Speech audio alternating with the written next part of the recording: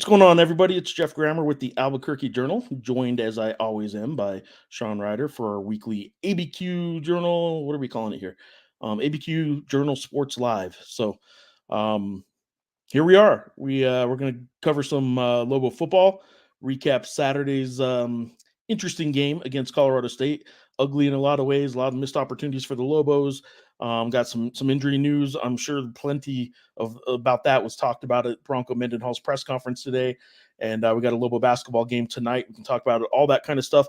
Also have some good information that I look forward to sharing from an email I received about Sean's younger days. It's hard to say Sean's youth because Sean is still very much a youth, but we will be talking about Sean and his dancing days and his earlier childhood memories of going to football games and his eating habits then. For those that don't know, he's never had a grape, never had a blueberry, never had cotton candy, some weird food habits for a guy who actually really likes, as he has said, fine dining. So there is my long-winded monopolized introduction. Sean, how's it going?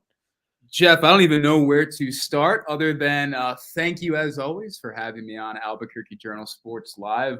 Chopping at the bit to get into it today, given everything that happened over the weekend and some of the other things that I'm sure we will be discussing in this show today. Obviously, football is this is football season, right? It's starting basketball season. There's an exhibition game later tonight. Lobos host UTEP, a longtime rival. They've played 147 times in their career, but not a whole lot in the last 10 to 20 years. And it will start up again in a couple years when UTEP joins the Mountain West. This is just an exhibition game. They'll be pretty vanilla in what they do and all that kind of stuff, but it is the first time fans get to see Lobo basketball team for this season. And I know there are some people excited about that, but let's stick with football. Saturday, 17-6 at Colorado State. Final score, final margin being 11 points. They were in it. Final score only being 23 total points was really surprising.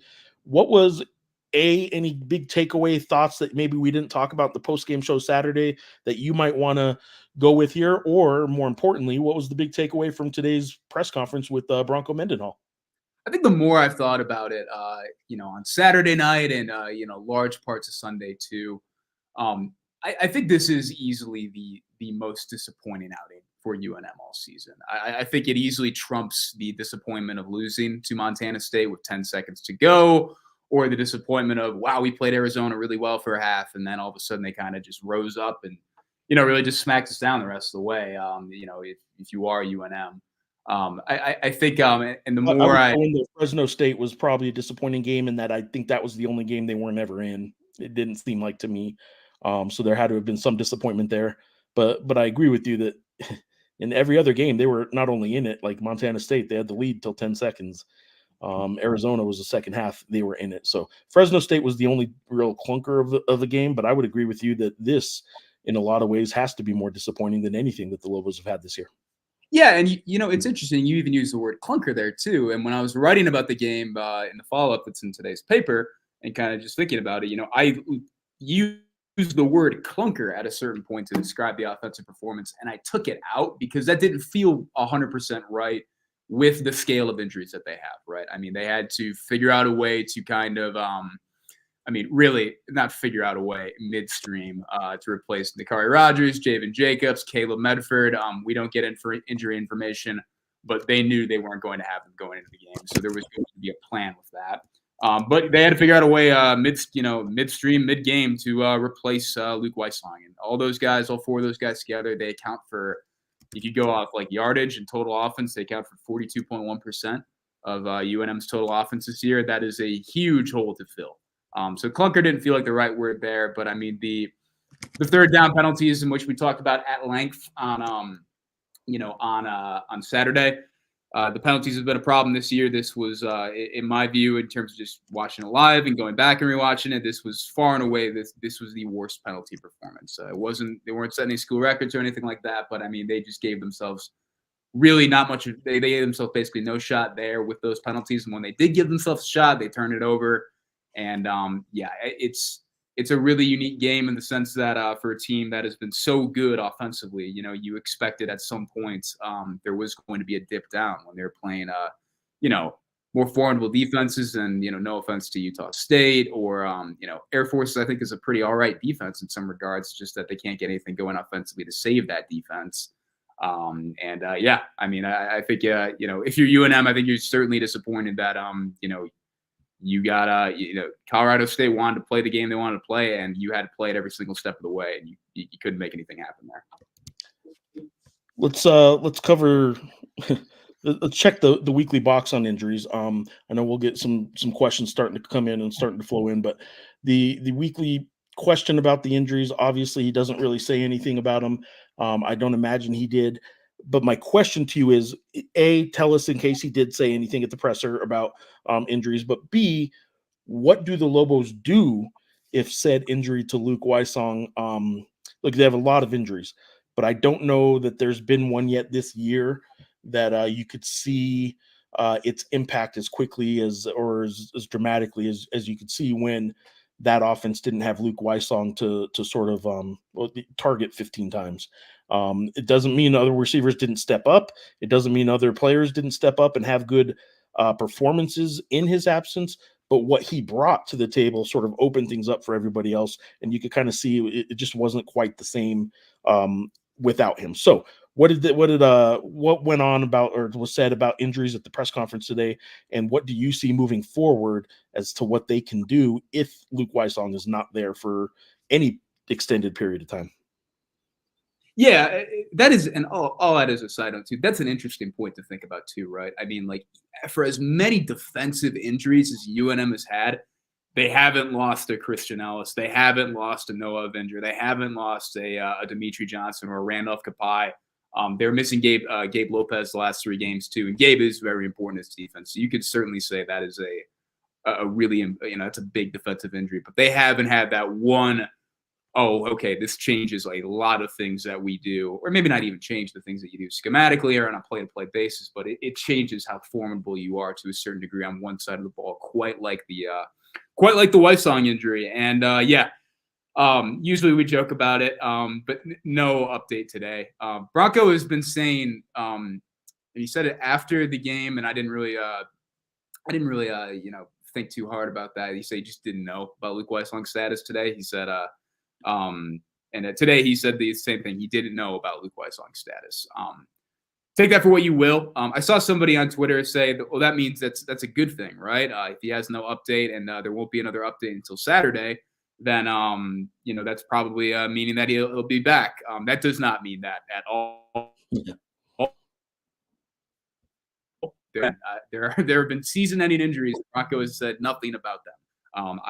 At this point, though, from what I can kind of tell and make out outside the what is said and what is not, I don't think it is a season-ending injury for Luke Wysong or Javen Jacobs or Nakari Rogers at this point.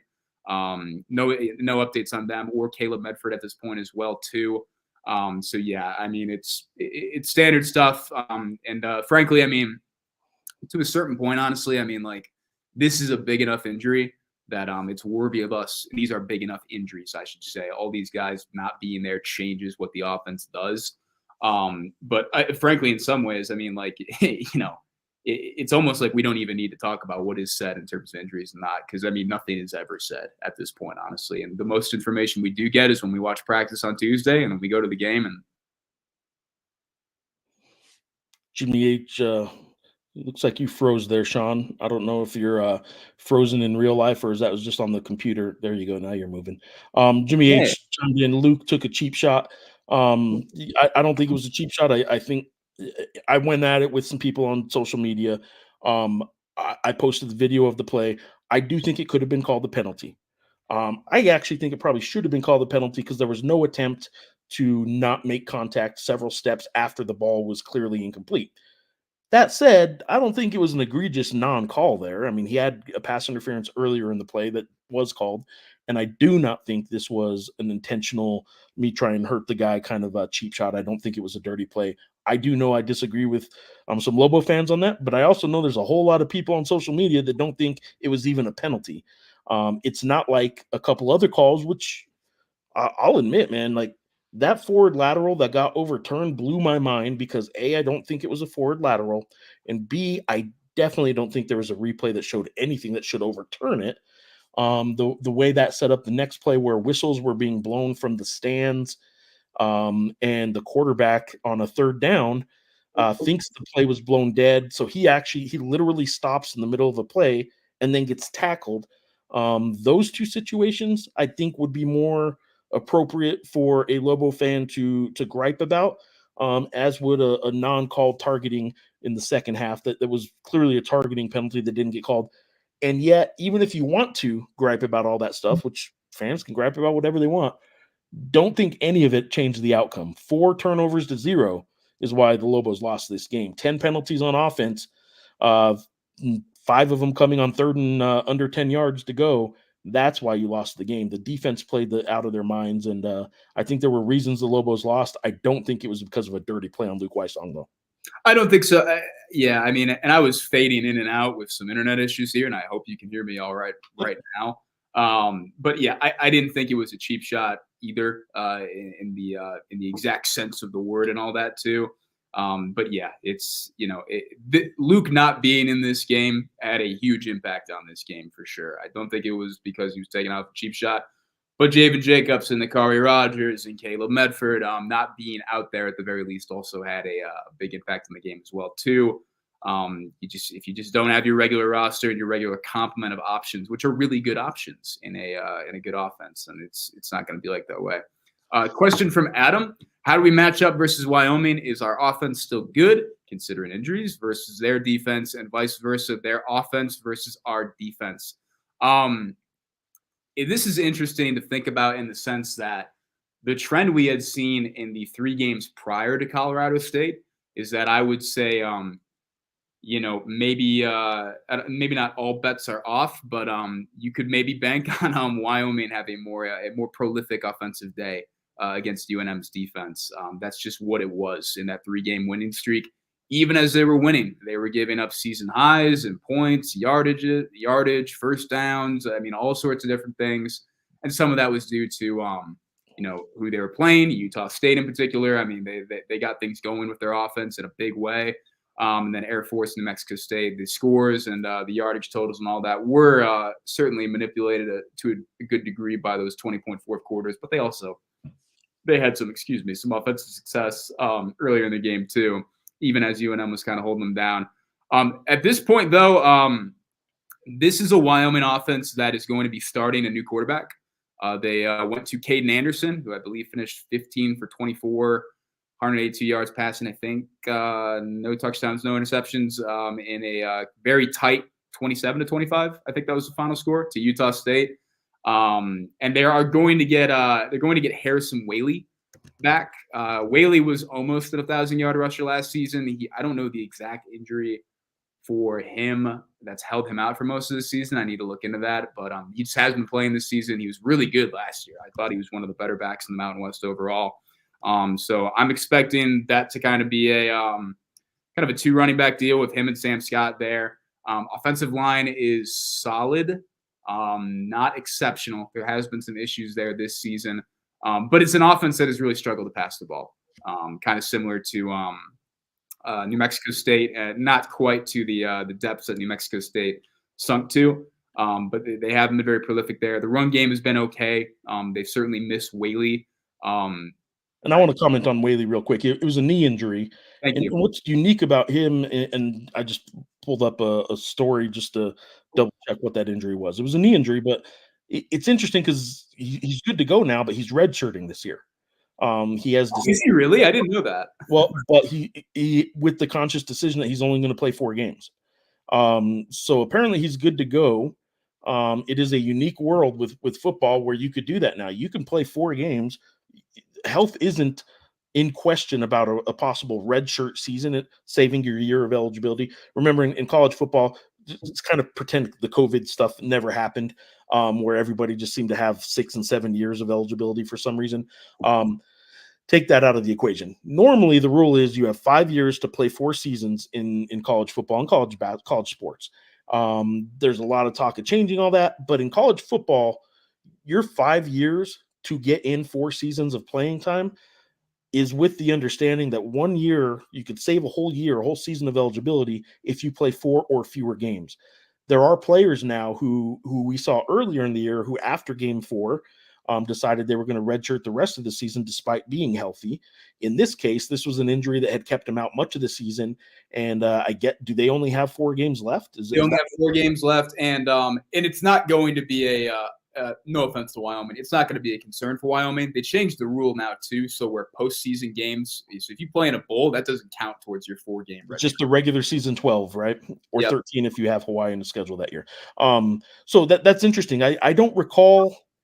I didn't know that. That's really interesting. I don't recall this happen. I can't recall this happening. I'll bet you it has, and I just don't know it. But I don't recall a player waiting for the final 4 games to play when he is healthy. So interesting. We've seen players make the decision to redshirt after 4 when they weren't getting what they wanted.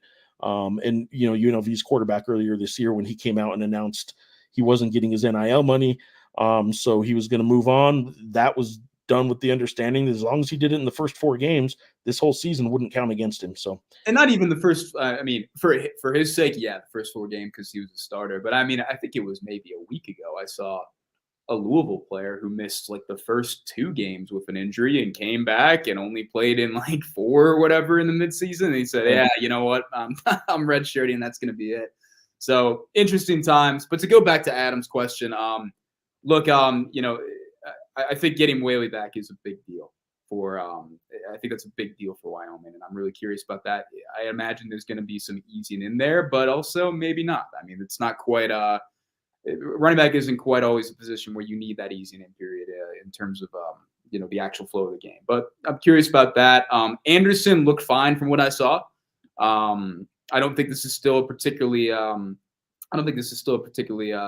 Dangerous passing attack, but also UNM has, they in the past they have they've been beat by some not so dangerous passing attacks or struggled against some not so dangerous passing attacks. So I think there's certainly some things to be concerned about here. I know one of their wide receivers, I think Adam Scott, I think his season is over too. I think he broke his fibula or his tibula against Utah State. That's what I was seeing earlier as well. So I don't know. I think this defense for UNM took a major step forward. That is undisputable. The fact that they were able to finally kind of put it together in a complete effort, even if it didn't get the win at this point in the season, is really impressive. And we'll have some more comments about that in a story later today too. But I don't have a lean.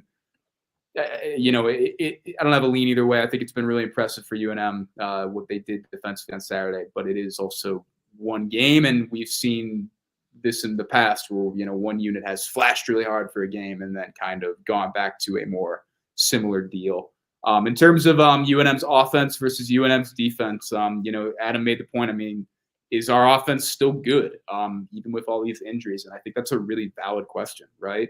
We talked about on Saturday too, where some people on the outside have treated UNM's offense as a one-man show with Devin Dampier kind of doing everything.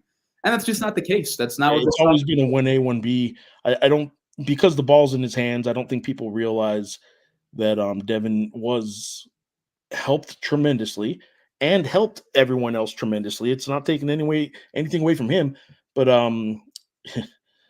you have a guy that can get 10 receptions like he did a week ago in Utah State, like Luke Wysong, who's also helps in the special teams, of course. Luke Wysong opened up so much for that offense, and you don't often see that in a receiver. That's why what Luke's been doing has been so instrumental and so I guess acknowledged regularly by Bronco Mendenhall, by his coach, and I think it's been impressive. And even in the games he's had that have been off games, you could tell how much attention the other team was paying to him. So I think it's a valid question asking about the status of the offense. How good is it with just one of those 2 guys being out? I think they survived other guys being out, but one of those 2 guys being out, they still put up yards, but 4 turnovers, 6 points, no touchdowns. It's empty calories. I mean, it was, and frankly, it's we talk about what Luke does for the offense, and I agree with you completely. I mean, I think he opens up a lot of things for UNM too. It's also, we've seen Devin work the quarterback run to a ton of success, and Devin still did a bit of that on against Colorado State too. But it is a lot harder to play the quarterback run when you're trying to, you got Nakari Rogers coming in and they do different things there, and you got Javen Jacobs coming in and they do different things there, and then you have Eli Sanders, and then, oh my gosh, there's a Soldier Maeva Peters, a Wildcat look.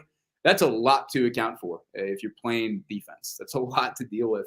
And when it does become more of a, it's either Sanders or a quarterback run that you kind of got to deal with. It's still not easy by any stretch of the imagination. That's kind of the quality of player that Devin is, and I thought Sanders did some nice things on Saturday too, as well, particularly on that first drive in the second half.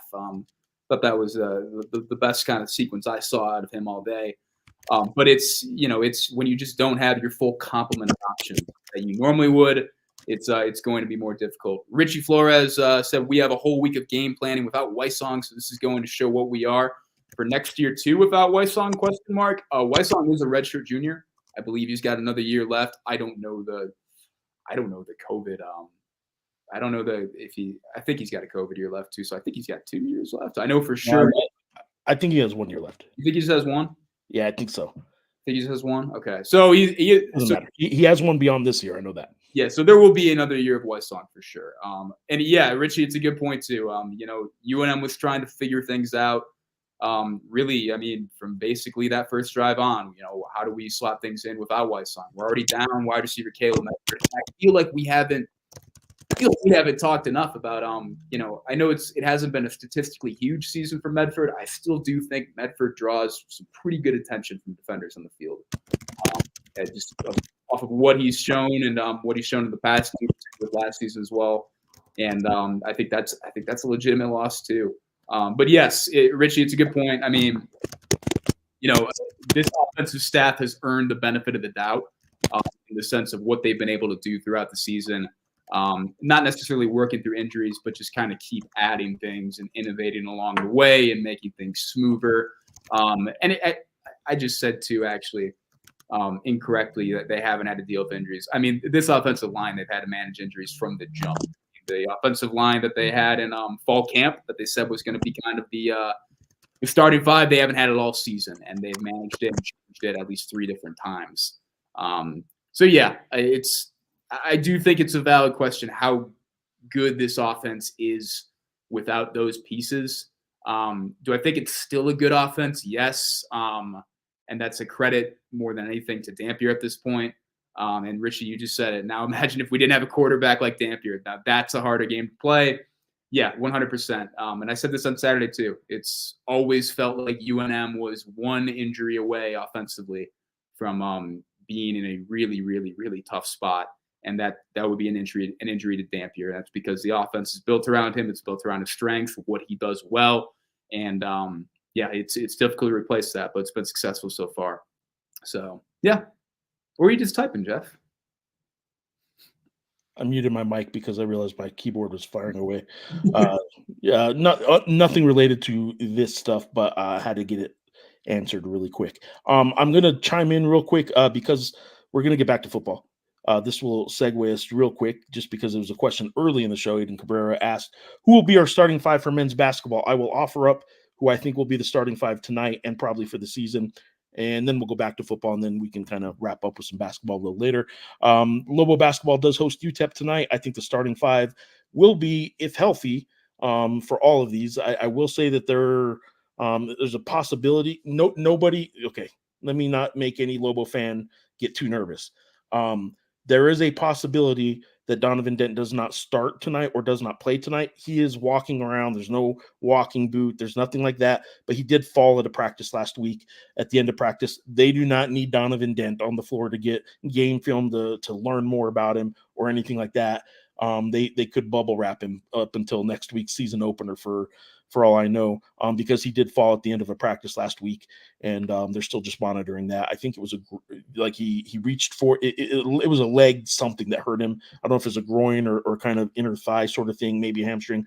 I don't know, but it's nothing that's going to be affecting anything long term. It's nothing that's going to be that would affect a regular season game. It may not even affect tonight, so I'm not trying to alarm anybody, but I will put send up the warning flag that the starting lineup tonight, I assume will be Donovan Dent at point. If not, I would think the true freshman Cade Dotson will step in and be the starting point guard. I think the two guard will be True Washington. I think he will be. This will be the starting five, I think, all season, by the way. I don't think they're still trying to figure things out. I think this will probably be the starting five. Point guard, Donovan Dent. Shooting guard, True Washington. Combo guard, wing guard, small forward, whatever you want to call the three in modern basketball, I think will be Philip Boravishinin. Philly B is what I'm going to call him because Philip B, the 6'9" transfer from Arizona, I think will be the starting wing. He did start the scrimmage that the Lobos played against Santa Clara. And Mustafa Amzil, last year's Mountain West Six Man of the Year, who did start the season last year when he transferred from Dayton. He was the game one starter at the 4 until JT Toppin took over that role and obviously had the tremendous year he did, matching only, on par with better than any freshman in program history other than Kenny Thomas. But I do think Mustafa Amzil will be the starting 4, and Nelly Jr. Joseph, I think, is about to have a monster year at the center spot. He was a preseason all-conference pick. So that's my prediction, Aiden, for the starting 5 for Lobo basketball. And let's get back to Lobo football now just for a moment, because there's not a whole lot to talk about with basketball other than they play. And tonight we finally get to see, after finally getting to see them on the court, not just in a practice or talking to them, I'll have a whole lot more to say about them, as will you guys, as readers and viewers and watchers and all that good stuff. So shout out to Adam Lopez. He had a comment here when you were talking about Donovan Dent. You raised my blood pressure for like 2 seconds. That I laughed at that. That was yes. I think there's a possibility that one of the regular starters may not start tonight, but even that, I don't think it's been rolled out entirely. Maybe it has. I don't know. I've not been told it has, but we'll find out. And I don't want anybody to get too alarmed. I'm sure my phone will be blowing up at about 90 minutes before tip off when fans start trickling in and they open the gates 90 minutes before. Fans start coming in. It might be 60 minutes before for an exhibition. I don't know. But anyway, the point being, when fans start coming in, if they don't see Donovan Dent on the court, calm down. There's no big deal. But we'll see. So let me see here real quick. Desert Lobo 72, what was President Stokes' latest update on the AD search? Are we getting someone with experience or get a first-time AD like Nunez? A lot in that question. First of all, the update is there's not a whole lot of an update just yet. There should be. I'm expecting an interview. I'm looking at check and make sure I don't have it today. I thought I'd be getting an interview maybe late last week or early this week with Garnett, with President Garnett Stokes. I have not had that set up yet. The job did close. The posting applications for that job did close last week. So whoever expressed interest and actually took it to the formalized level of actually sending in their application to either the Parker search firm, Daniel Parker search firm, or to UNM directly, that's done. Whoever has applied at this point. The next step is the search firm is supposed to whittle that down to 6 to 8 candidates that the search committee that I wrote about a couple weeks ago will then sort of try to whittle down that to 2 or 3 to be finalists that Garnett Stokes and a couple other people, either from the search committee or from elsewhere on campus maybe, will be a part of the search. All of this is with the hopes of by the end of November, having a hire made, and by the start of January, that person actually starting the job. That would give them the month of December from announcement to starting date to go. But yeah, as far as who's it going to be, I couldn't tell you. I don't know if it's going to be somebody with experience or not, because I don't know. I've not talked to the search committee as to the initial pool of candidates who they're going to start whittling it down to. I do know some of the people going for it are would be first time athletic directors. You're also going to have some past athletic directors apply for. I know I'm trying to think right now without just sort of totally rumor milling this thing. I know of people that have applied that have been athletic directors. I know of people that have applied that have been that have not been an athletic director before. So I couldn't tell you what they're going to do just yet, but I hope to have an answer for you this week. I hope to have a better answer for you this week. CJ Nolan, one more basketball question while we're at it. Aiden Cabrera asks, what about CJ Nolan? Heard he's been doing great. He has been doing great. I just wrote about him last week, and I am high on CJ Nolan. I think if he's willing, Um, I think he is going to be the sixth man, and I think he will get starter minutes. I think he will be closing a lot of games. I think he will be one of those that, if he is willing as a veteran to sort of be that sixth man, the first guy off the bench for them, I think he will play that role and could be very good in it. I do think CJ Nolan will be getting starter minutes this year. You have to remember they kind of transitioned from the Jalen House, Jamal Mashburn Jr. era, where you have a 6 foot and a 6'2", maybe generously in both cases, guard, and playing alongside a 6'2" Donovan Dent. They were a very short backcourt last year, and they're kind of thinking, all right, now we got some size. We got a 6'9" guard, the guy from Arizona. We got a 6'4", 6'5" guard in True Washington. We got CJ Nolan is 6'4", not super tall, taller than Mashburn and Jalen House were, but if you play Donovan and you start CJ and you start True, then you're kind of back to three guards that are 6'4" or less, which is better than three guards that are 6'2" or less. But I think they're looking forward to starting Philip Borovitsinen. I'm not even close to saying his last name just yet. At 6'9". He's a 6'9" guard, and I think they're looking forward to what that does. But don't read too much into CJ Nolan not starting. This is a team that I would say has 6 starters, and CJ being starter worthy for sure. I agree with this 100%, except I just don't want it. Not right now. I get to do this every week with you guys. This is way better than president. One other basketball one. I keep saying we're going back to football, but I'm going to rattle off all these basketball ones while they're coming up. Going to be a good game today, Miner for life, but I always love watching the Lobos. I do think it'll be a good game. As far as exhibition games go, this will be a lot better than playing one of the D2s or not an NAIA school, which is usually what the exhibition season is. I think Lobo fans should be in for a little bit of a treat. UTEP, they bring back 10 players who were on the roster last year, which is crazy in this NIL world. 8 of them played, 2 of them were redshirting last year. But the Lobos bring back, 8 players, 6 of them who played, 2 of them being walk-ons. That's pretty actually unusual too. How much the Lobos bring back in terms of percentage of scoring, percentage of minutes played, is pretty impressive. The Lobos bring back a lot. Yeah, I think there will be some experience. It won't be a totally sloppy exhibition game because of all that experience. But UTEP has more experience with this group because they played 2 games in the Bahamas over the summer and got 10 extra practices over the summer because of that, full practices.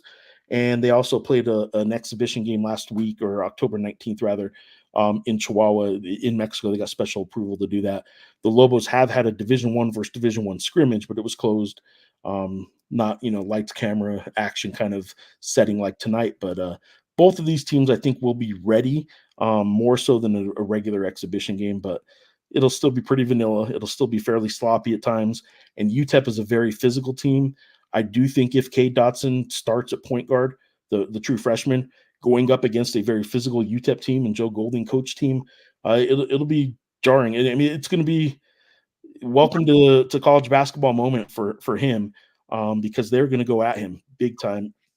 That's the one thing about UTEP. They're going to play very physical defense. They led the nation last year out of 362 Division I teams in steal rate. They're going to try and steal the ball like crazy. So the Lobos better be ready for that. And we'll see. This is also, I'll add this on UTEP too. This is not the first game, but it's very early in on the Colin Deaver era, being part of UTEP basketball. So you need to account for that as well. The kind of addition there. I don't know how much he will affect the point spread, but yeah, he's going to bring a lot of good content, I think, to UTEP basketball, and again, UTEP joining the Mountain West in a couple of years. It's going to be interesting. So, okay, let's get back to some football though, Sean. Any oars on the depth chart? Anything on the depth chart that's worth mentioning that we know about? It sounds like a lot of this has to do with injuries, and we're just sort of waiting. But anything that stands out on the depth chart this week for Wyoming? There's nothing. Actually, no, there is one new oar on the depth chart in terms of defenses, or one of the defensive tackle spot between Bryce Santana and Kyler Drake. I thought Kyler played really well in a limited role. Not limited, I shouldn't say, but he only played about like 20 snaps against Colorado State. I thought he played really well when he was out there. But I also think, Bryce Santana has been doing a really nice job recently. There has been a lot of growth in this front seven. over the last few games and all that. And it hasn't always been super easy to see, but there has been legitimate growth on this defensive line. It also feels like there's more, and I don't want to speak out of turn here. It also feels like there's more, I don't want to say comfort or it just feels like the rotations are starting to settle more in terms of how they're using guys and when they're using guys in defensive line. You know, you subbing Garrison Walker here, or you bring in Devin Brand Epps here. It just feels like guys are being used really well, and I thought that was a really good example of that overall against Colorado State. But there is an or between Bryce Santana and Kyler Drake. I've also treated Bryce Santana as also kind of more of a nose than a defensive tackle, but so we'll see. I mean, that's not something that really stands out to me, but it is a little interesting. There is nothing else new in terms of ors or changes, I should say, on the defensive depth chart or the defensive side of the depth chart as I'm looking at it right now. In terms of yes. Let me ask you about Buckley. Where does Buckley show up on the depth chart? Yeah, so he is on the depth chart for, I think, actually the first time in his career. I am not going to go back through every single depth chart since he's been on, but since I've been here, I have not seen Michael Buckley on a single offensive two deep, and right now he is listed as a co-starter at the Y position.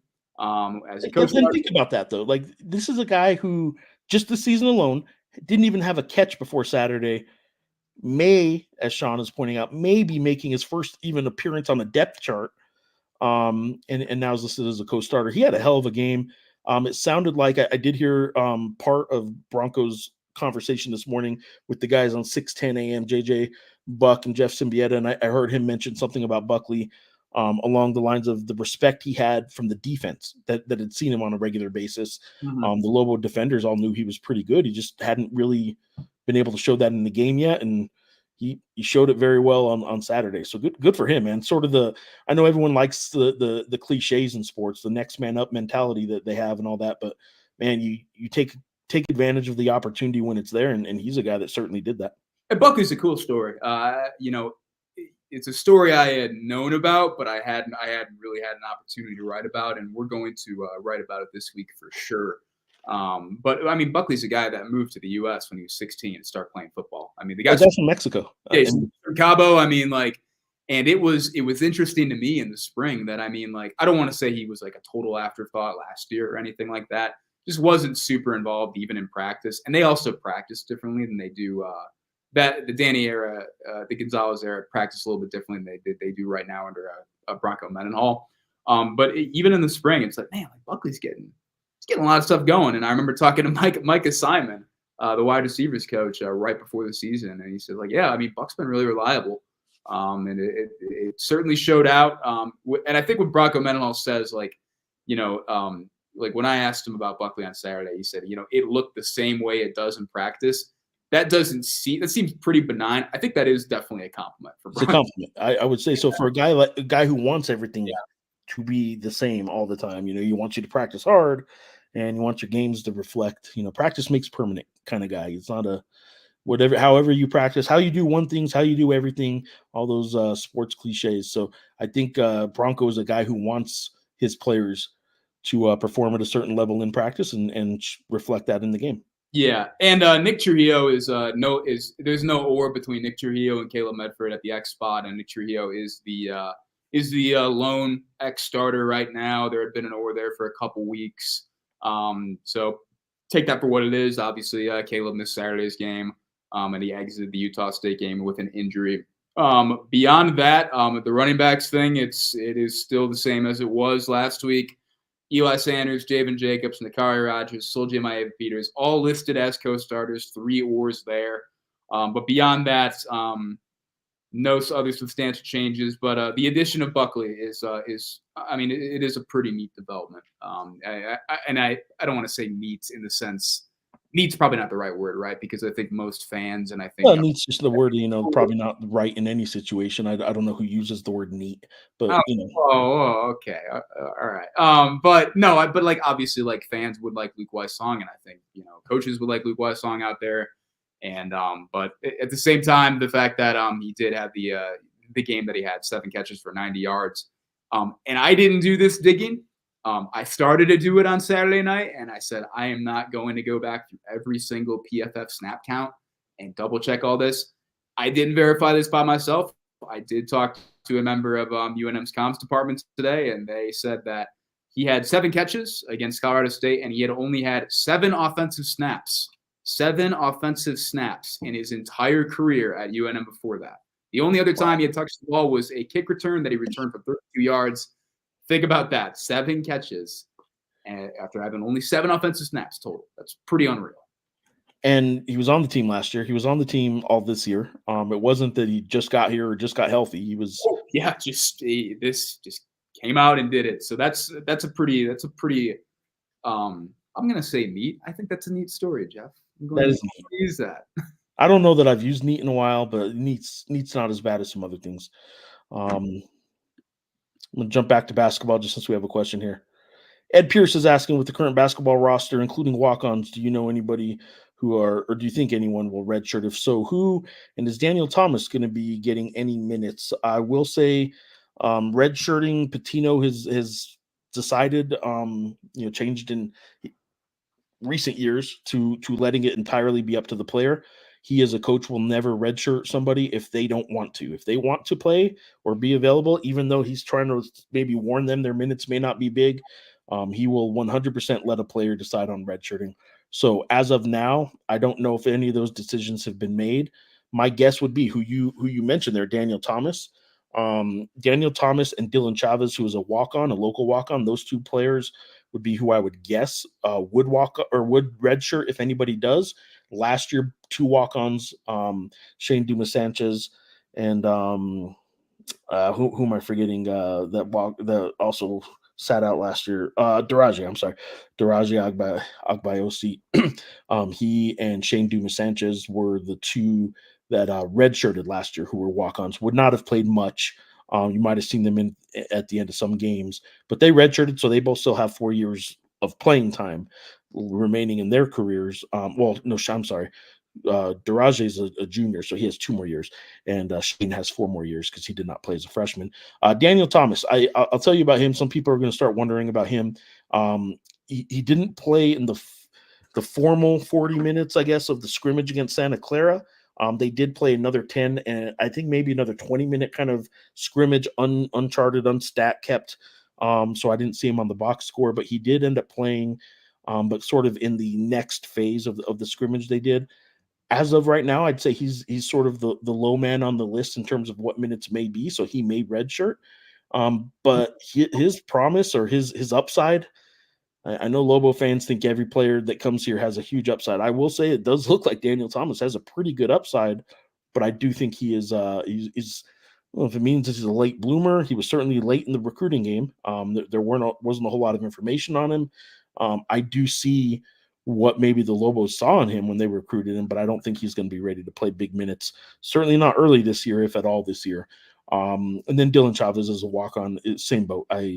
I don't see him getting many minutes, certainly not early this year. So he may want to preserve some eligibility for down the road. Other than that, though, I don't think anybody will redshirt, even if there's some guys on this roster who may not be getting a bunch of minutes. I think at this point, they all think they're going to get minutes. So that'll start playing itself out once the season starts next week, and maybe a little bit in the exhibition. But I think you will see a 12-man, maybe 13-man if Daniel Thomas does play, kind of a rotation on the box score for the Lobos tonight. That won't happen in the regular season. So whatever you're watching tonight against UTEP, if he plays 12 or 13 players, remember that's going to take away from the game flow. If there's a hot player that otherwise might play 35 minutes because he was on pace for a 30-point game, that's probably not going to happen tonight. Even if he's hot and hitting shots, he'll probably get pulled so other guys can get minutes, because what coaches want out of these exhibitions is game film. They want to be able to show a player and show themselves what these players can do against defenses that aren't, common opponents that you've seen all summer long. So there's my diversion back to basketball. We have another request here for a diversion. I think we have one more football question we can get to. Where are we at here? Which one? Adam Lopez, did we cover anything that stood out to you from Broncos presser today? We talked mostly about injuries and all that. Question from Adam, anything that stood out to you from Broncos presser today? Apologies, we already covered it. We talk mostly about the injuries, and I think rightfully so, right? Those are kind of the big questions there. Those were the biggest questions that I had coming in, and how things do change if some of those guys are out. Frankly, in terms of asking him how things do change if Luke is out, and how the run game does change if Nakari Rogers and Jaden Jacobs are still out and all that. The answers were pretty similar to Saturday. I did ask him, on looking back at things and also just having the conversation we had on Saturday, if he felt that some of the guys on offense in particular were really pressing at any certain points, because they have to make up for, we're down this many guys and we have to put it in our hands and make this happen. It felt like that was a vibe. It's not something I asked on Saturday. He said he didn't really feel that, but he does understand that, there is a sense of urgency, and we have to take care of this. This is in our hands, I should say, when you are in that situation. But he said he didn't necessarily feel that.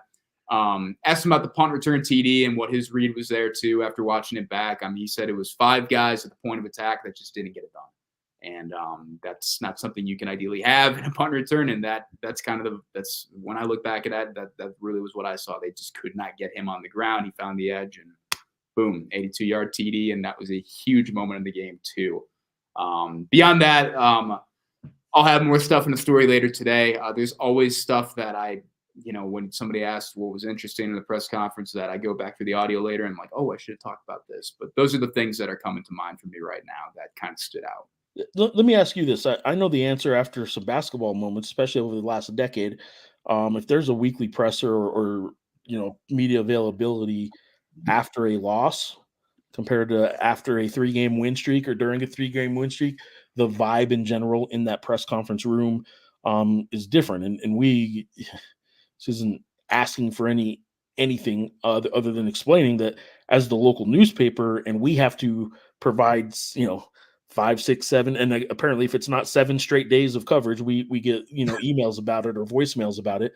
But we have to come up with 7 stories. We're not coming up with just short sound bites on a telecast, which is not a knock on anything. We have to keep asking questions whether they're winning or losing. And maybe that's the only reason this happens. I don't know. But there are some times with basketball in particular that if things aren't going good, if they're losing or if they're on a losing streak, it feels like I'm the only one asking questions sometimes. And I'm curious how it's been this year with Bronco Mendenhall.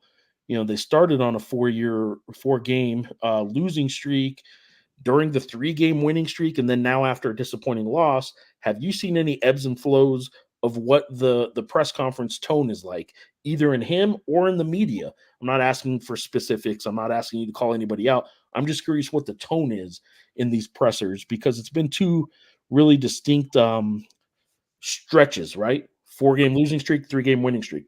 What were those 2 like? And then did it change again today after a disappointing loss? Was there any different vibe? In terms of the Monday pressers, no, they're very much is never even. It's very, very, very consistent. And to the point where even after they beat Utah State, I shouldn't have been, but I was a little shocked by the tone of the last Monday presser. I don't think I said this on the show we did then, to the point where it was, and you've seen this too, like where, when a team is winning, a coach might come into the weekly press conference a little more relaxed, a little more feeling out, kind of not feeling himself, but, not quite on guard and all that in the way that, they would if they were losing. And even that last Monday press conference, I was like, this is very much not somebody speaking like somebody who has a team that's won 3 straight. And rightfully so, right? What's done is done, and you got to keep moving on. You're on to the next one after that. But it's the press conference tones haven't changed, and even the things, as an opponent to opponent basis, they don't change there really. We've talked about for sure. Bronco does not talk about the opponents a whole lot. He just doesn't really like doing it. I think he is definitely the coach I've been around the most who just does not do it. Every other coach does it in some semblance, and some even enjoy doing it, and like giving credit to the other team, and for a variety of reasons. But that's just not something he does in particular. And so the tone was very consistent today. In terms of the questioning and all that too, certainly I've had some better pressers than other ones, in the sense of, you mentioned it. When the team's 0-4, it is difficult to kind of keep going with certain things and kind of keep pressing. Okay, where are you seeing this improvement, or why is this issue happening and stuff like that, and why is this guy playing more? That gets a little bit difficult. The winning streak kind of also presents some challenges of its own, but I think for the most part, the questioning has been pretty consistent across the board. Yeah, and some coaches I've dealt with through the years have different approaches, and I won't even say one's better than the other. It's sort of ultimately it all depends on what your team responds to, I guess. If this is intentional in any way by the coaches, Patino is usually pretty laid back, win or lose, same kind of mindset. Although there was one time that he admittedly, and I wrote about it, um, intentionally kind of used the presser to maybe get under Jalen House and Jamal Mashburn Jr.'s skin a little bit. Pre Colorado State last or 2 years ago, maybe. Can't remember if it was 2 years ago or last year, but regardless, pre Colorado State, he just kept talking over and over again, and then in the presser, kind of kept talking about it, about how good Isaiah Stevens was, who was, by the way. I mean, he's there's a reason he played. He's with the Miami Heat, and look, he Patino doesn't usually play these games or use these tactics, but he absolutely wanted Jalen and Jamal, who are very confident guards, to know that, man, the best guard in the league is Isaiah Stevens. That's what everyone thinks, right? I mean, look how good he is, and I think Patino laid it on pretty thick, probably in film sessions, in practice, and even in the presser a little bit. Jalen House came out, had one of his best games ever. It was one of Isaiah Stevens' worst games ever, and they won in the pit. Patino acknowledged he was kind of poking the Bears a little bit, and it worked. But he hasn't done that since. He didn't do it beforehand either. I don't think it's a game he likes to play. He would rather any psychological games or motivational stuff that he can do along those lines, it be in practice and alone. But some coaches admittedly will regularly use press conference to maybe target their own player or to target the officials or to target whatever. And Bronco just doesn't seem to have been that guy at all. Bronco's about, look, we get what we have to do. We're working to do what we have to do, and every week is about us going towards this mission that we have. So I'm not surprised that you said it's been pretty consistent all year long. But I am curious sometimes how the rest of the media, how we handle it too. It's not just the coaches in those media sessions. Sometimes we as media handle them differently too. And it's interesting to hear that it's been pretty consistent. And I will note two things. I mean, I would rather have, there are certainly some frustrations in terms of, not from frustration, but inconveniences in the sense of like, yes, you would like to know more about injuries. Like you would like some real answers about injuries and all that too. But consistent in that line of messaging. The press conferences overall have been, they've been very consistent, and you would rather have that consistency, that kind of reliability there, even if it doesn't always give you, maybe the best or most eye-popping content or sound clips or whatever. And the other thing I do want to add, I don't know if he's watching right now. At Cerveza Lobo on Twitter had a good tweet today. He quote tweeted my injury tweet, and he said, getting Bronco to talk about injuries is the same as getting Sean to try new things. It ain't happening. I wanted to give a shout to that. Thought that was pretty funny. I will say, if we would have gotten injury, if it took me going to the store and getting grapes and blueberries, and I don't even know, can you even buy cotton candy at the store? I don't even know where you Sure, probably. go to a fairground and get cotton candy, all that. I would have gorged myself this morning to get injury updates. I 100% would have. This is the week where it feels like you absolutely really need them. Well, that sets this up pretty well. We're about to get to Sean's Dirty Dancing, as Jimmy H is imploring us to do. Before I do, there's one more wrap up. It'll be a quick one. Because it's an exhibition game, will tonight's basketball game with UTEP between the Lobos and UTEP Miners be televised or streamed on the Mountain West app by any chance? No, tonight's will not. Tonight's will be radio only. My wonderful posting on X and the fabulous coverage in tomorrow's Albuquerque Journal print edition and later tonight online is all you have for this one. Everything else will be at a minimum streamed on the Mountain West Network all season long if it's a home game. In college basketball, the home team or home venue or whatever have the broadcast rights. So can't promise everything on the road that the Lobos play this year will be streamed, but anything at home will either be televised on one of their media partners or at a minimum streamed on the Mountain West Network. Back to Jimmy H. Forever Lobos on YouTube. Let's get to Sean's Dirty Dancing.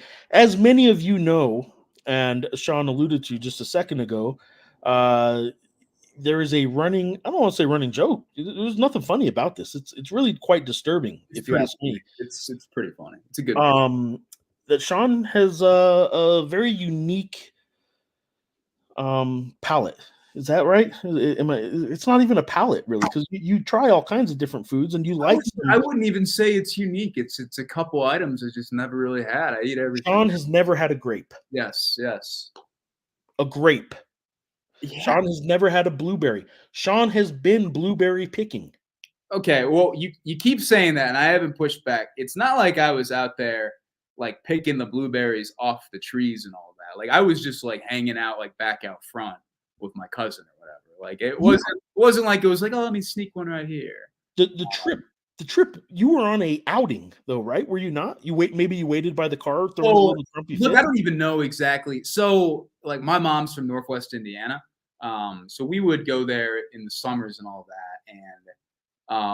And my mom and my sister and she's not really like, you do have like cousins or like aunts and uncles that aren't really your cousins and aunts and uncles, but you call them that because you just don't know what else to really say them. Like you don't really know what else to call them, I should say. Like that's kind of that deal. And my mom and my sister, and then those cousins would go blueberry picking and all that. And I've been out at this like farm or whatever, or it's not really an orchard, I guess.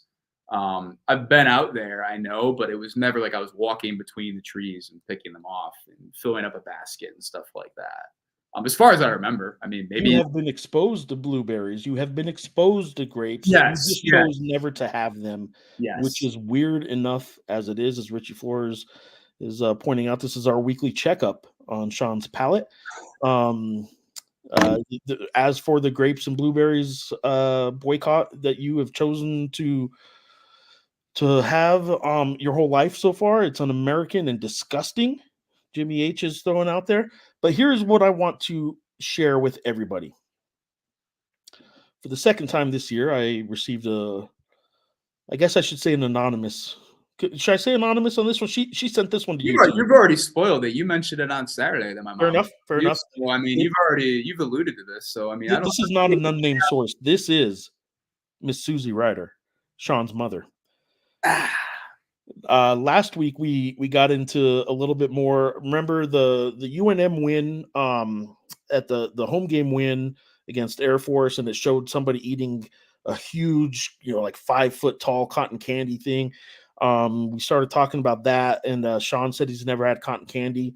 Again, weird, but hey, it is what it is. It's not the weirdest thing in the world, but it is kind of weird that you've never even just tried a cotton candy. But when I would, and again too, like I would like, again, like I didn't love sweet stuff growing up, and like when I would go to fairs, like I would usually do what elephant ears, right, or whatever, like the fried dough with like the sugar.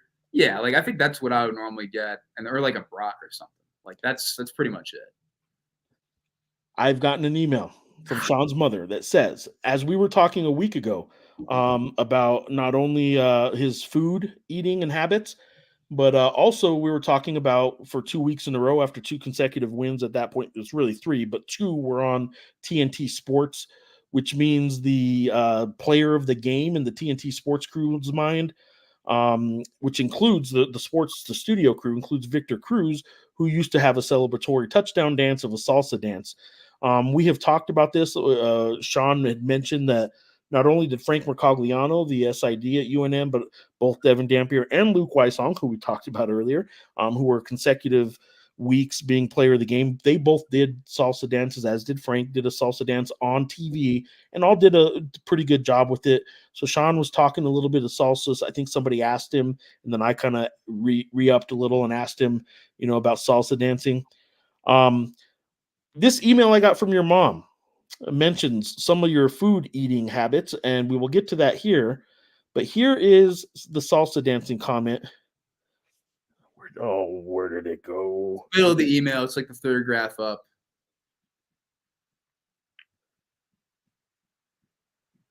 Do you want me to read it? I have it. I have. Oh, I'm reading the wrong one. I'm reading my reply to her. I was like, this all sounds familiar. I replied to her. That was my reply. That's why I can't find it. Okay.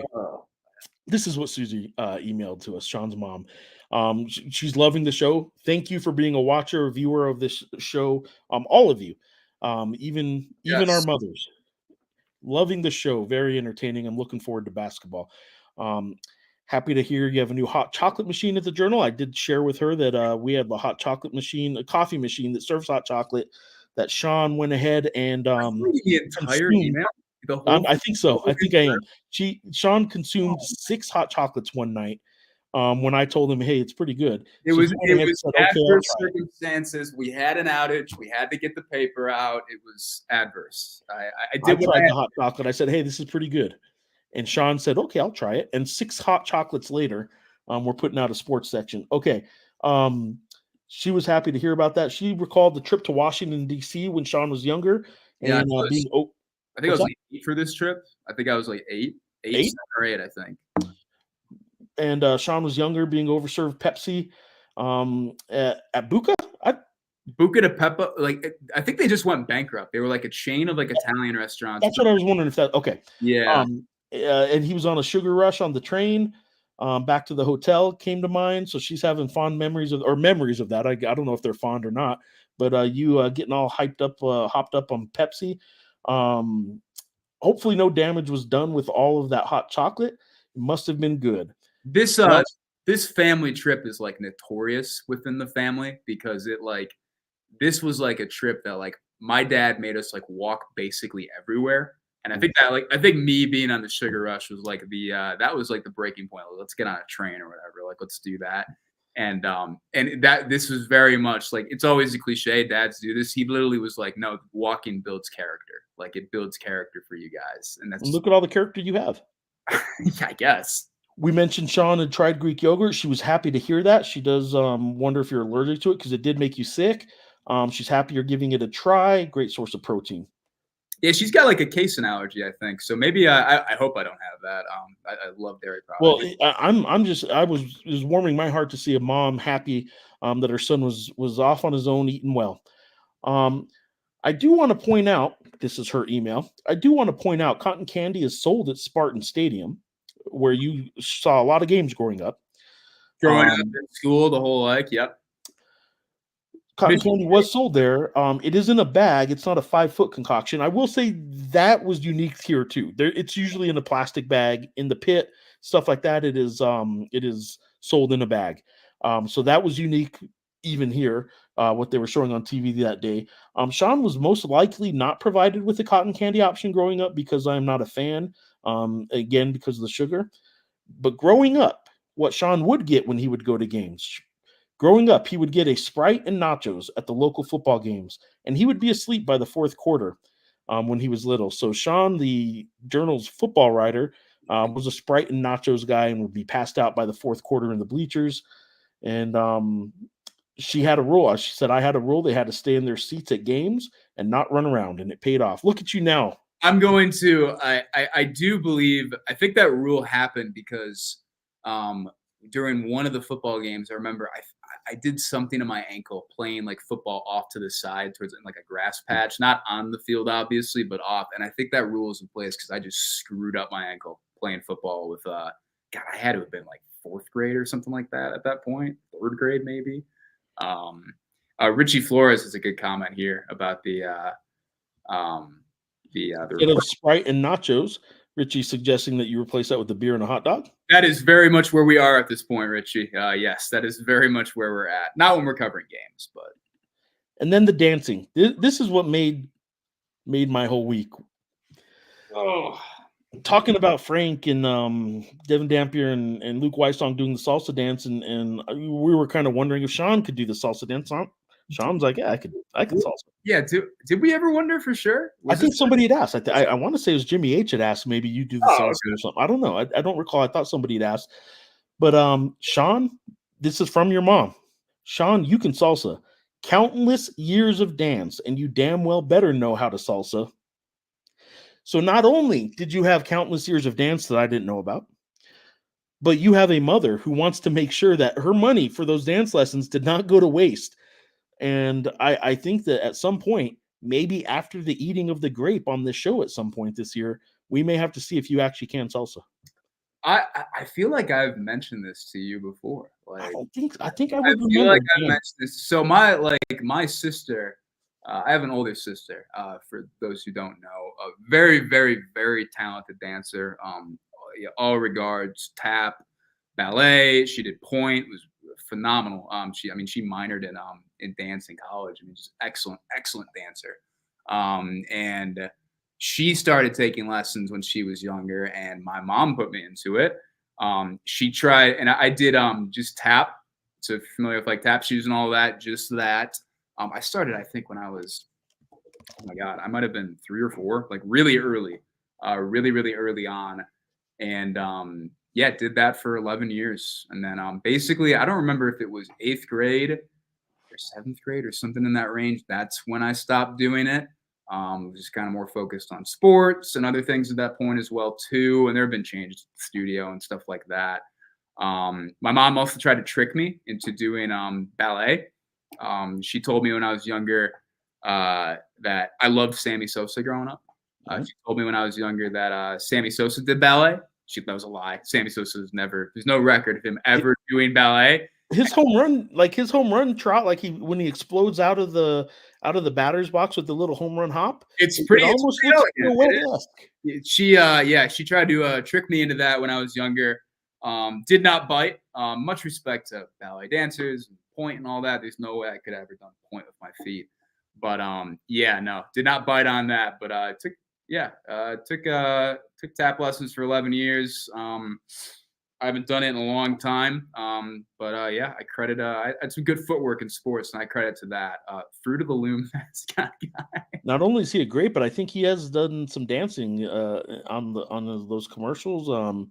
Soon to be on Dancing with the Stars while dressed as a giant grape is I believe that was I probably should have posted those in the other order. I think Jimmy posted this in YouTube first, and the reply to that was this here. So um My mom is watching are right you ready for this? Are you ready for this? now. Yo, they're in the Your base. tap shoes are in the basement, Sean. Wow, man. Well, maybe when I go back for the holidays, we can get some content out of that. I think that maybe we could do that. I love this. Yeah. I can't believe this is. I cannot believe this is being discussed in a working capacity right now. This is. Sean is getting paid for People this. are tuning in to watch me talk about Are they? tap. This is what a remarkable little show we got going on. Yeah, have a salsa off of Lobo Louie. I could do that. Yeah, that could work. I got one more from mom here. Who's Miss Yeah, Judy? Miss Judy was my tap teacher for a long time. Really great person, phenomenal person. And she had me be I was dressed as like a preacher during a recital. And got that going there. So This is awesome. yeah, This is good stuff. this is it. This is good content. This is good stuff. All right. Thank you, everybody, for the content provided, sent in questions. Again, as Sean has said, I will steal from him. You guys pretty much produce the show when you guys send us all this stuff, and we just kind of go off your questions. We will continue this. There was one other question here that kind of leads up to our closing.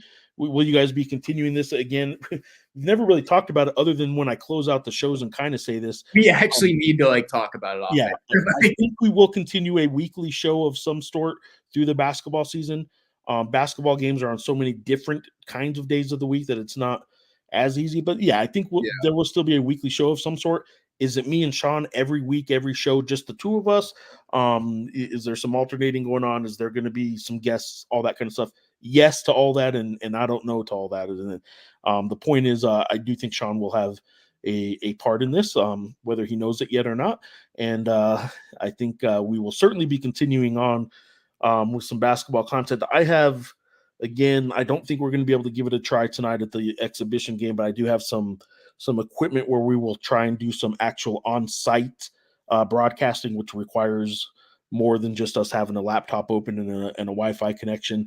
So I do think we will have some on-site pregame content starting up soon for Lobo basketball games, where I hope to get an assistant coach on every game before the game, about an hour before each game, where I will set up that game's injury report, game status, all that kind of stuff. What I wrote about that day, we'll be doing all that kind of stuff. A lot of you who follow Mountain West athletics know BJ Rains is already kind of doing a lot of that.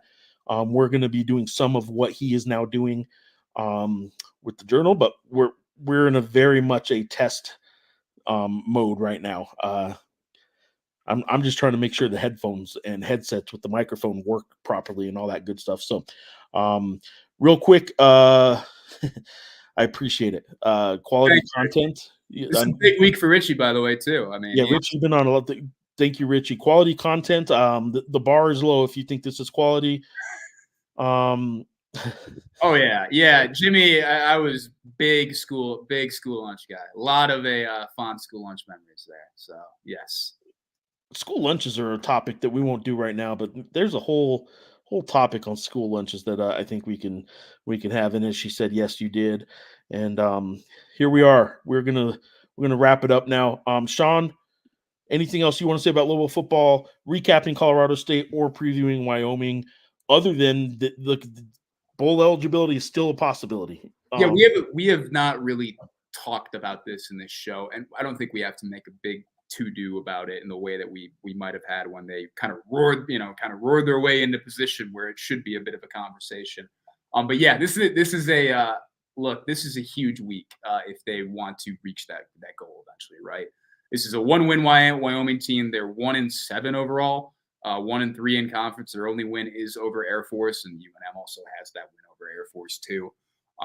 It's been a pretty rocky start for Jay Salvell, obviously taking over for Craig Bull, who was really excellent at Wyoming overall. I think you look back at that tenure, it's been rocky. Excuse me. And he was issued a public reprimand over the weekend for saying, I believe his words were, "I am a horse expletive coach," and these were horse expletive officials, and so that's kind of what earned him that public reprimand. But this is this is a big week.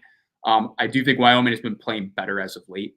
The scores are reflecting that, but also just kind of the sort of play-to-play consistency that Bronco Mendenhall always talks about is starting to kind of build there too, particularly on defense. On offense, I'm very curious about these switches too, and how more formidable it makes the offense for UNM to face off against this week. So huge week, and it's kind of it's not a must win, but it's you got to get this one if you want to stay in that bowl conversation, or really, I mean, be an actual factor there. Yeah, the math is you got to get to 6 wins, and the Lobos are at 3 with 4 games to play. So the math could still play out if they don't win this game. So technically, it's not a must win. But if you're going to win 3 of these last 4 games, this is the easiest on paper remaining for you. And this is the easiest is my word. A coach would never call a game easy. I know that. This is probably the most attainable win. This is the only game they're going to be favored in down the stretch, right? And they are. I just pulled it up right now. They are favored by 7.5. It was kind of opened at 7. It looks like it's more than a touchdown at pretty much every spot now, even 8 at one spot. ESPN, wow. It looks like is now up to -8 for the Lobos, and everywhere else, DraftKings, MGM Grand, FanDuel, all the places I'm seeing on this little chart here are all at 7.5. So this, when you get a line to move beyond that classic either 3 or 7 kind of spot, numbers, yeah. 3 and 7 are the good football numbers. Once they move beyond that, it usually is because the public is voting with their money, and they're betting on one side of it. So it looks like people are confident that the 7-point spread that this opened as, a lot of people are betting on the Lobos. They're trying to get that number to grow so more people will bet on Wyoming. Remember, Vegas books want the money to be even because they take 10% out of every wins. They want their profits to come out of that. So I think Vegas thinks the Lobos are not only a touchdown favorite, it looks like the bettors are all on board with that. So this, you better get this one if you're the Lobos. If you don't, it's not over by any stretch. But it's just that much harder, man. But it does make it a lot harder. So yeah. And to kind of recap that too, I mean, it's Wyoming this week at home at San Diego State, where I don't think they'll be favored. Although they played Washington State pretty well, and you were giving me a little guff about my positioning of Washington State in the Associated Press poll. Yeah, it's Washington State at home after that, and then Hawaii on the road to close the season. So All right, next week, well, Saturday, join us for the post-game show. We'll still have a post-game show after the Wyoming game, 45 minutes to an hour-ish after every game. We do a live show here on X or YouTube, the Journal's YouTube page, as you're seeing. And next Monday, we will have a show as well. That'll be the opening day of the regular season for men's basketball in the pit. That'll be Nichols. They just go by Nichols now, although it's hard to even say without calling them Nichols State. But we will talk a little more basketball then too, and kind of split the show a little bit. The post-game shows are going to be all football. And next week it gets going. It'll be interesting to see next Friday, November the 8th, what we do. There may not be a post-game show. Yeah, we got to figure that out. Yeah, both San Diego State, the New Mexico at San Diego State football game, and the New Mexico versus UCLA game in Henderson, Nevada for men's basketball are on at pretty much the same time. We will be in different states, and neither of us will even be in New Mexico. I don't know that we'll have a post-game show that night. We may just have to do something over the weekend, or just kind of wrap it all up in the following Monday show. We shall see. But for now, thank you guys. Thank you guys for watching, reading, subscribing if you can. ABQJournal.com, digitally or print. You can get all kinds of good content there. See all our good high school content. Football and basketball's going good. And Sean, thank you for participating, and thank you for all your coverage of Lobo football. Geoff, thank you for having me on. Thank you to everybody watching for producing our show, and thank you, Mom, for watching. Appreciate it. Yes, thank you very much. This has been fun. Till next time, till the post-game show on Saturday. Thank you, everybody.